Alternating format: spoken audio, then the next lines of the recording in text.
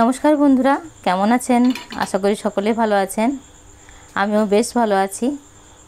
চলুন আজকে আরেকটা নতুন রেসিপি নিয়ে এসেছি।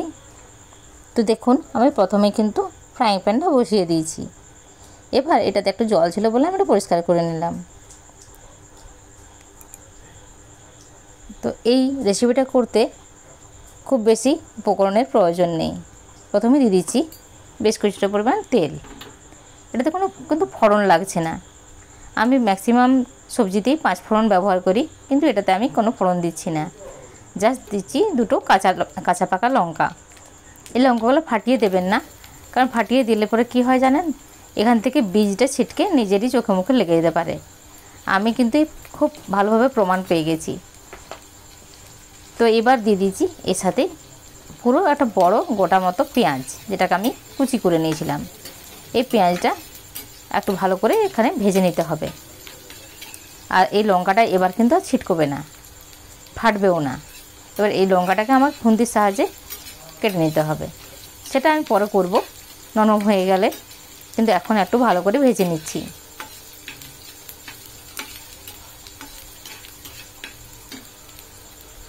খুব বেশি পরিমাণে কিন্তু বেরেস্তার মতো করে ভেজে ফেলবো না, আপনারাও এভাবেই হালকা করে ভাজবেন। এবার দিয়ে দিচ্ছি পেঁয়াজটা নরম করার জন্য বেশ কিছুটা পরিমাণে নুন। শুধু পেঁয়াজটা নরম করার জন্য নয়, এই যে সবজিটা বানাতে চলেছি সেই সবজিটার পরিমাণ মতো আমি লবণ দিয়ে দিয়েছি। এই প্রসঙ্গে একটা কথা বলে রাখি, আমার শাশুড়ি মা হাতে করে নুন দিতেন।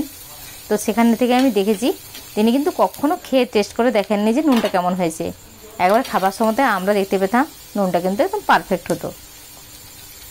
যাক, এবার দিয়ে দিচ্ছি একটুখানি দুটো মতো ঝিঙে, যেটা আমি কেটে রেখেছিলাম, কেটে ধুয়ে পরিষ্কার করে রেখেছিলাম এবং জল ঝরিয়ে রেখেছিলাম।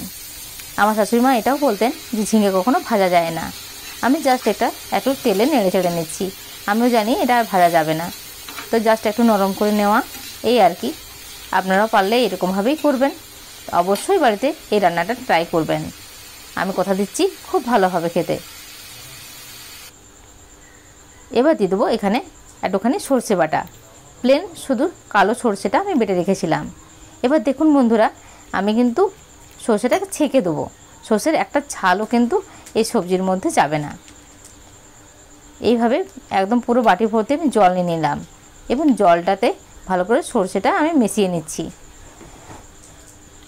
ব্যাস, মেশানো হয়ে গেছে। এবার এটাকে থেতানোর জন্য একটুখানি রেস্টে রেখে দেবো। এদিকে দেখুন, আমি দিয়ে দিচ্ছি এখানে পরিমাণ মতো হলুদ।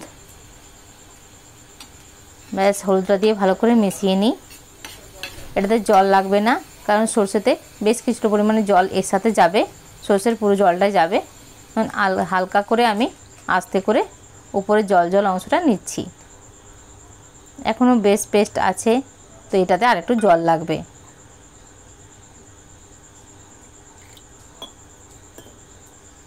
এবার আর একটু জল দিয়ে এটাকে উপরের জলটা ছেঁকে দিয়ে দিচ্ছি।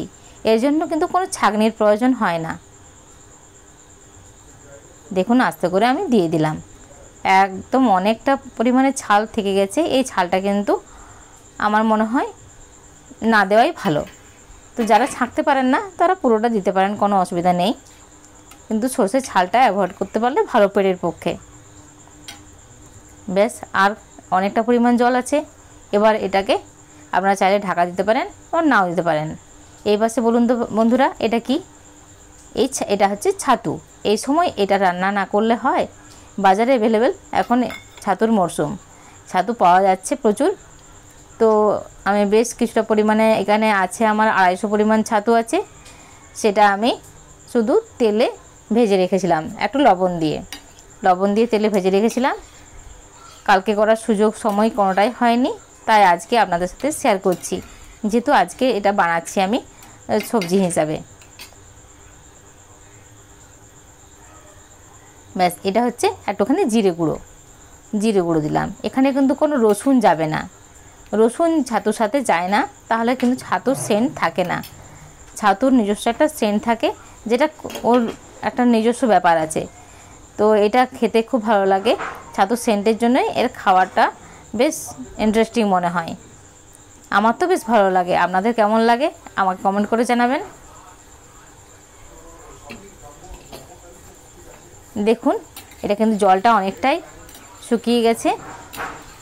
আমি একটু ঢাকা দিয়ে করলাম, কারণ ছাতুটা একটু সিদ্ধ না হলে কিন্তু খেতে ভালো লাগবে না, দাঁতে কিচকিচ লাগবে, সেটা খেতে অস্বস্তি বোধ হবে। এই লঙ্কাগুলো একদম ঝাল নেই, কোনো সেন্ট আসছে না, তাই আমার মনে হচ্ছে আর একটু লঙ্কা দিতে হবে। আমি লঙ্কা দিয়ে দেবো। তো বন্ধুরা, আমার রান্না কেমন লাগছে কমেন্ট করে অবশ্যই জানাবেন। কমেন্ট করলে আমার ভালো লাগে, আর যদি খারাপ লাগে তাতেও কমেন্ট করতে পারেন, কোনো অসুবিধা নেই। আর যদি ভালো লাগে তাহলে একটা লাইক অবশ্যই পেতে পারি।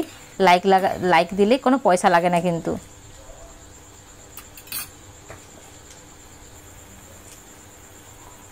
ব্যাস, আরও 3টে কাঁচা লঙ্কা দিলাম। আমার মেয়ে আছে, সে খেতে পারবে কিনা জানি না, তো এখন একটু একটু লঙ্কা খেতে শিখে গেছে। আমি কোনো গুঁড়ো লঙ্কার ব্যবহার আমার রান্নাতে জেনারেলি করে থাকি না। ব্যাস, এটাকেও আমি খুন্তি দিয়ে কেটে দিলাম। দেখতেই পাচ্ছেন এটা কিন্তু প্রায় হয়ে এসেছে, এখনই কিন্তু নামিয়ে ফেলবেন না। এই সময়টা আমার একটু তাড়াহুড়ো থাকে, তো আমি যেটা খাই, যেটা রান্না করি, সেটাই আপনাদের সাথে শেয়ার করি। দেখুন এটা তেল ছেড়ে গেছে, এবার মনে হচ্ছে প্রায় হয়ে এসছে। তলায় লেগে যাবে, কিন্তু তাতে ভয় নেই। যত তলায় লাগবে এর টেস্টটা কিন্তু ততটাই ভালো লাগবে, সেন্টটাও ততটাই সুন্দর হবে। ব্যাস, একদম শুকনো শুকনো হয়ে এসছে, এবার কিন্তু নামিয়ে ফেলতে হবে। তো বন্ধুরা, আমার রেসিপি কেমন লাগলো অবশ্যই জানাবেন। ভালো লাগুক বা মন্দ লাগুক কমেন্ট করবেন। এবার এটা আমি নামিয়ে নেব। ব্যাস, শুকনো শুকনো করে নামিয়ে ফেলবেন আপনারাও। তাহলে আবার নতুন রেসিপিতে দেখা হবে। বাই, আজকের মতো।